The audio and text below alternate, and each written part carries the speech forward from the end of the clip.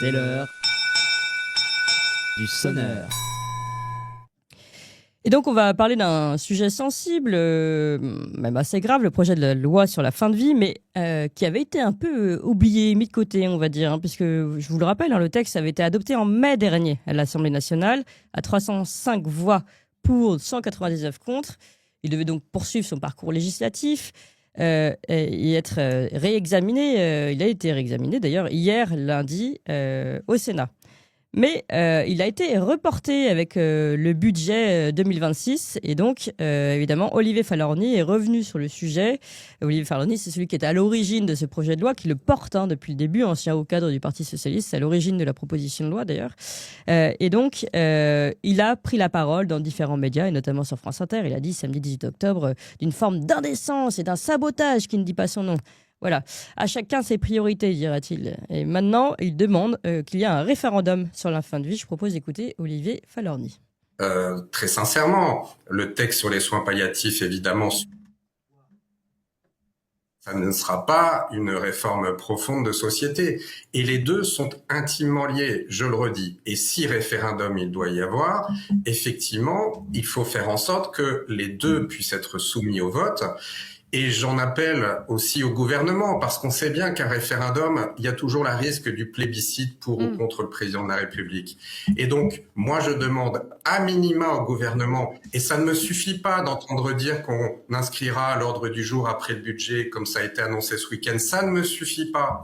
Moi, je veux un calendrier précis, global et sanctuarisé. Voilà, il veut un calendrier, il veut un référendum, Olivier Fahlorny. Voilà, donc bon, on va revenir sur ce texte, c'est ce qu'il implique évidemment. On va en parler avec Éric Mercier, donc comme je vous le disais, infirmier, qui a poussé un coup de gueule, on peut le dire, sur les réseaux. Éric Mercier, bonjour.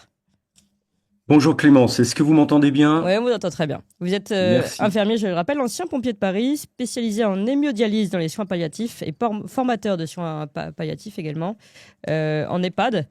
Et donc, vous avez dit « Je refuse d'être le bourreau ». Est-ce que vous pouvez nous dire d'abord pourquoi, là, vous reprenez la parole maintenant? Est-ce que vous considérez qu'il y a visiblement un danger que cette loi passe plus qu'avant? Et puis, ensuite, en quoi vous seriez-vous, infirmier, le bourreau?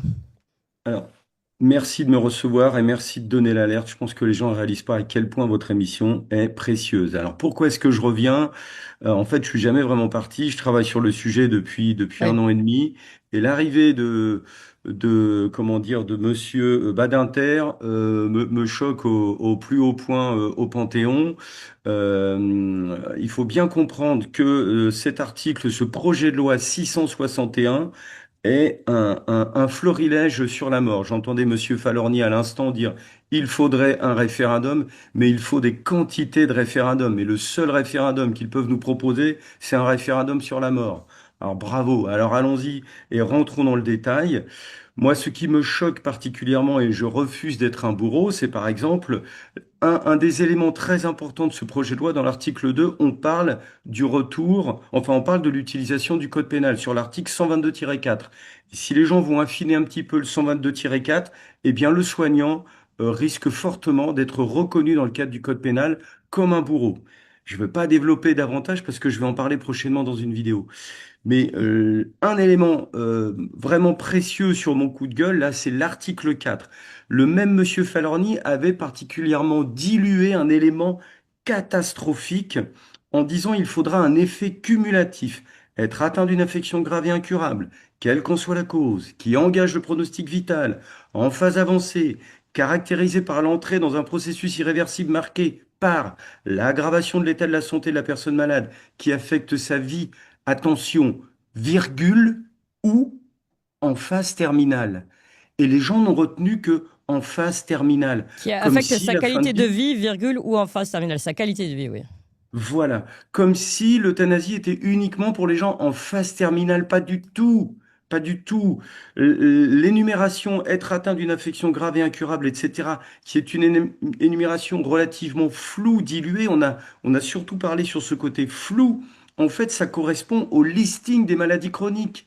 Et quand on fait le listing des maladies chroniques en France, on est sur 35 millions de maladies chroniques listées en France, je suis allé additionner tout ce que j'ai pu trouver sur l'INSERM, sur la Haute Autorité de Santé, sur Santé publique France, sur Amélie.fr, 35 millions de maladies chroniques cumulées en France.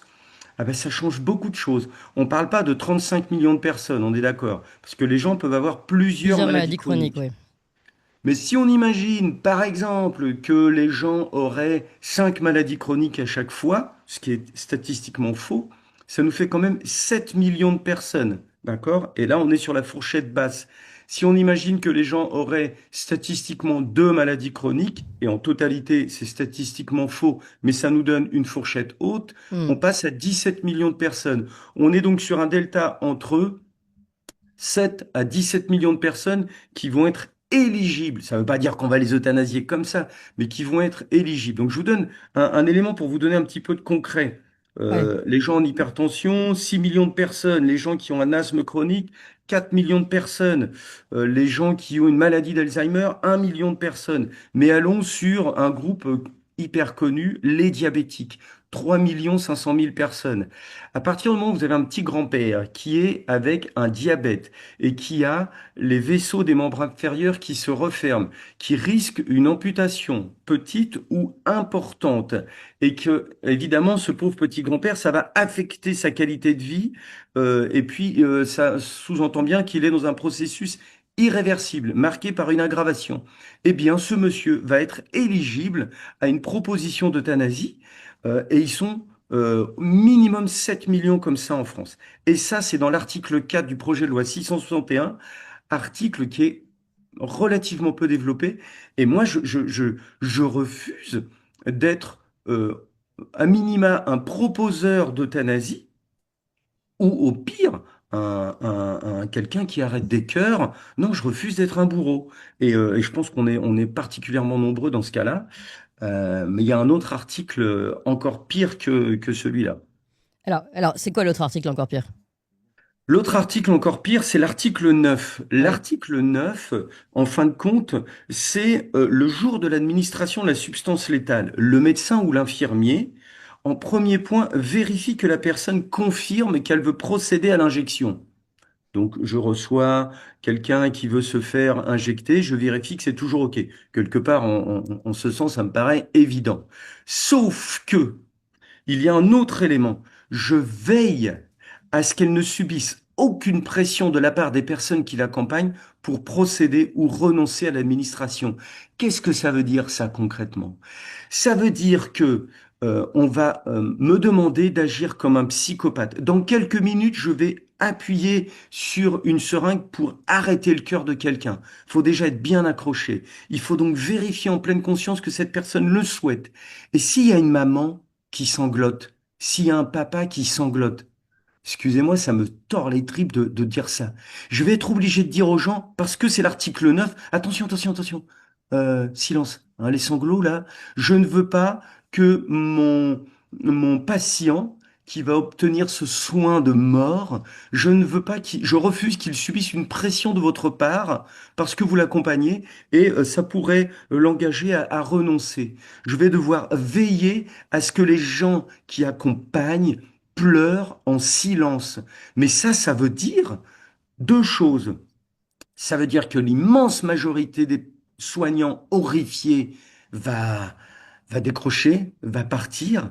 Mais ça veut dire ensuite qu'on va sélectionner, sédimenter, mais pire que des petits thénardiers de service, Ouais. on va sélectionner des psychopathes, parce qu'à ce niveau-là, je suis désolé, moi j'alerte les 305 députés qui ont appuyé une première fois sur le bouton oui. Attention, mesdames, messieurs, les 305 députés. Il va falloir faire très attention parce que là, il va falloir assumer sur cet article 9 la sélection de soignants psychopathes. Et ils seront Ouais. obligés de faire ça dans le cadre de l'article 9. Sinon, ils seront identifiés sur l'article 2, c'est-à-dire sur la mauvaise utilisation de la totalité de la procédure, et ils seront possiblement reconnaissables comme coupables dans le cadre de l'article 122.4 du Code pénal. Tout ça, je le détaille en ce moment sur des vidéos. Ouais. Je suis un petit peu striké par Twitter, apparemment, mais on cherche des psychopathes Et vous pour n'avez pas le droit à la clause de euthanasier conscience dans quantité ce de gens. cas-là? Éric Mercier. Comment? Vous Excusez-moi. n'avez pas le droit à la clause de conscience dans ce cas-là? Les médecins ne peuvent pas refuser ou... Alors, j'aurai la possibilité de refuser, mais j'aurai l'obligation de signaler un soignant qui le fait à ma place. Oui. Donc, ça correspond à quoi? Vous savez, il y a un proverbe qui dit qui ne dit mot consent. Donc déjà se taire, Ouais. accepter que ce monsieur, cette dame qui est diabétique, on lui fasse une telle proposition. Hein, il y a quand même 35 millions de maladies chroniques concernées. Je vous parle alors, le malade du sida, on a tous les insuffisants rénaux chroniques, tous les gens qui ont une cirrhose. On a 5 millions de personnes qui ont une hépatite B, une hépatite C chronique. On n'a pas dit que ces 5 millions de personnes allaient euthanasier, mais c'est 5 millions de personnes à partir du moment où elles ont une aggravation définitive, à partir du moment où c'est irréversible, on va leur proposer ça. Oui. Moi, je vais pouvoir refuser, mais je vais devoir leur proposer quelqu'un d'autre qui le fera à ma place. Éric Mercier, une dernière question qui sort d'un exemple concret. Moi, je connais quelqu'un dont son mari a eu la maladie de Charcot et qui me dit j'aurais préféré, parce qu'il a dû l'accompagner jusqu'à la mort, cette personne a pris des pilules pour mourir, j'aurais préféré que ce soit un soignant qui le fasse. Alors, Ouais. Quelle réponse vous apportez? super question à 2 niveaux. D'abord, moi, maladie de Charcot, bon, les chiffres sont faux, hein, c'est beaucoup plus élevé que ça, mais je vais pas parler de ça. Moi, je me suis occupé de gens qui ont des maladies de Charcot. On nous sort la maladie de Charcot régulièrement. Et comment dire, ces gens, à partir du moment où on stoppe les douleurs physiques, ils sont entourés d'amour. Et je suis convaincu que cette personne entourait son conjoint d'amour. Déjà, les choses sont complètement différentes. Mais je suis désolé, chère famille qui souffrait. Je suis un soignant. C'est-à-dire que je suis un soignant banal dans le sens où moi, je me donne, non pas dans la pitié, je me donne dans la compassion. Je souffre avec. C'est à ça qu'on reconnaît un soignant banal. Donc j'y vais. Par contre, je me rapproche de la souffrance pour aider. Par contre, monsieur ou madame qui avez quelqu'un qui souffre à côté de vous, oui, c'est terrible. Oui, c'est l'horreur. Ce que vous devez réclamer, c'est de l'aide. De l'aide pour de véritables soins palliatifs dignes de ce nom et pas le projet de loi scandaleux qui a également été voté, le projet de loi 662.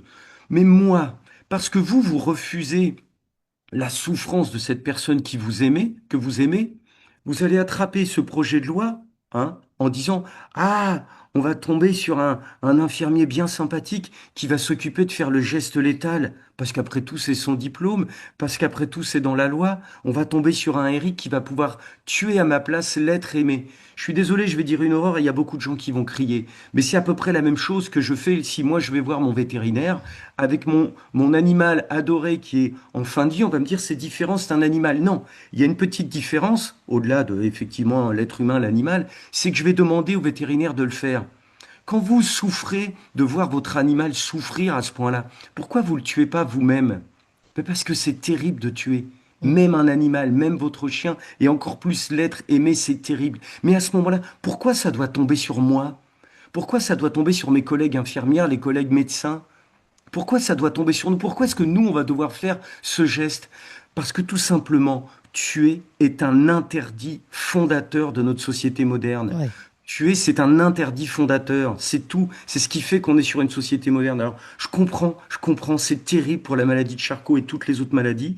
Si vous aviez un vrai beau projet de loi soins palliatifs 662, on pourrait faire quelque chose. Mais non, j'ai pas à tuer qui que ce soit et encore moins à tuer à votre place. Je vais dire un gros mot, excusez-moi, mais c'est horrible et quelque part, c'est dégueulasse. Merci et beaucoup Éric, merci en tout cas, on a entendu votre colère et vous ne souhaitez pas Merci. être un bourreau et on peut suivre en effet tous vos coups de colère sur votre réseau Twitter notamment. Éric Mercier, infirmier, je rappelle spécialisé en hémodialyse dans les soins palliatifs. Merci encore. Tout de suite nous continuons chers amis, n'oubliez pas de mettre des pouces, on n'a pas la moitié de pouces par rapport aux 3800